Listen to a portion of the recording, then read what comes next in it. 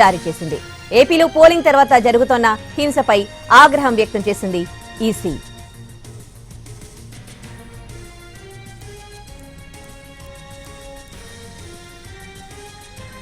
ఏపీలో హింసాత్మక ఘటనలపై కేంద్ర ఎన్నికల సంఘం సీరియస్ అయింది. ఏపీ సీఎస్ జవహర్ రెడ్డి డీజీపీకి సమన్లు జారీ చేసింది. ఢిల్లీకి రావాలంటూ ఆదేశించింది. ఇక ఇదే అంశానికి సంబంధించి పూర్తి డీటెయిల్స్ మా ప్రతినిధి పిఎంఆర్ చంద్రశేఖర్ అందిస్తారు. పిఎంఆర్, ఈ గతంలో ఎన్నడూ లేని విధంగా ఉమ్మడి ఆంధ్రప్రదేశ్ లో ఎన్నికల నిర్వహణ సందర్భంలో కావచ్చు, ఆ తర్వాత విభజిత ఆంధ్రప్రదేశ్ లో ఎన్నికలు 2 సార్లు పూర్తయి, ఇది 3వ సారి జరుగుతోంది. 3 సార్లు ఎన్నికలు పూర్తయినాయి.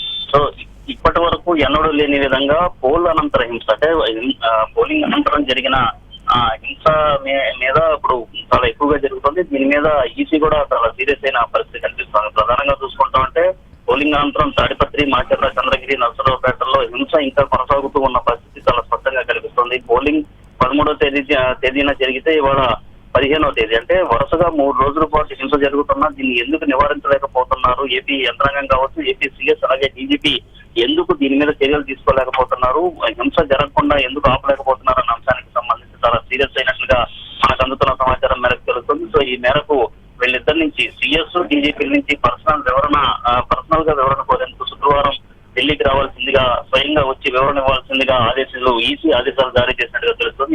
ఇది ఒక విధంగా చాలా పెద్ద ఈ ఎపిసోడ్ ని ఏపీలో జరుగుతున్న హింసాత్మక ఘటనలు, ఆఫ్టర్ పోల్ వైలెన్స్ కు సంబంధించిన వ్యవహారాల మీద చాలా సీరియస్ అయినట్లుగానే మనం భావించాల్సి వస్తుంది.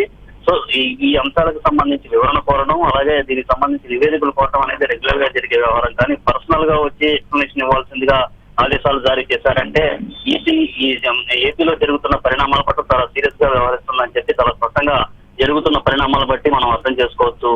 సో ఓవరాల్ గా